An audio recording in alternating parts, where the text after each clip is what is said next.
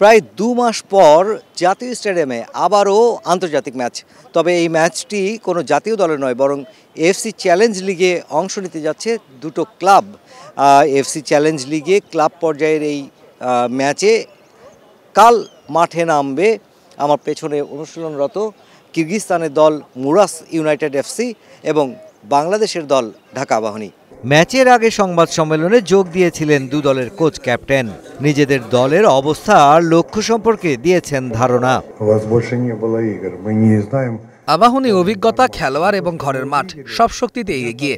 অন্যদিকে আমরা প্রথমবারের মতো অংশ নিচ্ছি, তাই চ্যালেঞ্জটাও বেশি। আমরা সেরাটাই দেব। আমাদের দেশের সেরা দল, আমরা জেতার জন্য এসেছি। প্রথমবারের মতো এএফসি চ্যালেঞ্জ লিগের প্লে অফ ম্যাচে কিরগিজস্তানের ক্লাব মুসার ইউনাইটেড। তারা আবাহনীর বিপক্ষে মাঠে নামার আগে প্রস্তুতি ভালোভাবেই সেরে এসেছে ঢাকায়। আজ হয়েছে শুধুই ম্যাচ ভেন্যুর মাঠের সাথে পরিচিত হবার সেশনটা।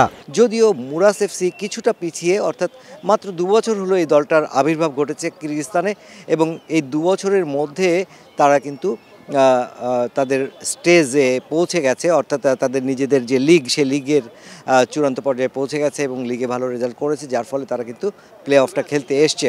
এবং সেই সাথে ঢাকা আবাহনীর কথা যদি বলি, ঢাকা আবাহনী এর মধ্যেই কিন্তু 14টা এফসির ম্যাচ খেলে ফেলেছে, অর্থাৎ এটা তাদের 15তম ম্যাচ এবং এই ম্যাচটা খেলার জন্য তারা উদগ্রীব রয়েছেন। প্রতিপক্ষ কিরগিজস্তানের ক্লাব মুরাস ইউনাইটেডের দলটা নিয়ে কাটাছেঁড়ার কমতি রাখেননি আবাহনী কোচ মারুফুল হক, কিন্তু ঘরের মাঠে নিজের ছেলেদের উপর আস্থারও কমতি নেই তার।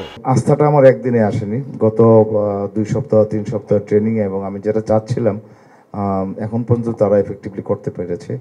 একটা জিনিস হলো যে জিনিসটা আমরা ডেভেলপ করেছি, সেটা যদি যেটা মেন্টাল প্রিপারেশন, যদি মাঠের ভিতরে তারা যদি পাজেল হয়ে যায় এবং পুরোপুরি যদি আমার ট্রেনিং এবং আমার টেকটিক্সের উপরে আস্থা থাকে, আর যদি পাজেল না হয়ে যায়, তাড়াহুড়া না করে, ভয় না পায়, তাহলে আমার মনে করি যে আমরা সাকসেসফুল হতে পারবো। টিমের বেস্ট প্লেয়ারগুলো তাদেরকে মাঠে রাখতে প্রয়োজনে আমার ফরমেশন এবং স্টাইল চেঞ্জ করে হলেও আমি সবসময় চাই যে যারা বেস্ট পারফর্মার, যেহেতু এই সিজনে খেলা হয়নি আর ট্রেনিং এবং লাস্টের পারফরমেন্সে আমার কনসিডারেশন আছে, সেক্ষেত্রে অবশ্যই আলামিন এবং দিয়াবাদ দুজনেই মাঠে থাকার চিন্তা ভাবনা আমার এখনও আছে।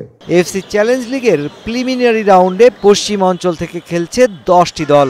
নকআউট পর্বের ম্যাচে জয়ী 5টি দল পাবে আগামী 24 অক্টোবর থেকে শুরু হতে যাওয়া মূল পর্বে খেলার সুযোগ। সোলেমান দিয়াবাতি রয়েছেন, যিনি মোহামেডান থেকে যুক্ত হয়েছেন ঢাকা আবাহনীতে, এবং বাকি খেলোয়াড়রা সবাই স্থানীয়।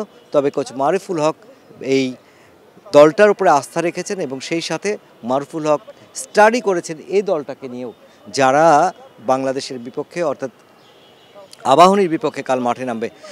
যদিও ক্লাব পর্যায়ের ম্যাচ, তারপরেও যখনই আন্তর্জাতিক ঘরনার ম্যাচ হচ্ছে, আন্তর্জাতিক অঙ্গনের ম্যাচ হচ্ছে, তখনই কিন্তু সেটার আসলে ক্লাব পর্যায়ে থাকে না, তখন সেটা দুটো দেশের খেলা হয়ে যায়। এবং সেই খেলাতে কিন্তু কালকে কেমন করে এই দুদল, সেটা দেখার অপেক্ষা থাকবে, যেমন আবাহনী ভক্তদের তেমনি সারা দেশের মানুষের। মুশফিকুর রহমান, স্টার নিউজ, জাতীয় স্টেডিয়াম, ঢাকা।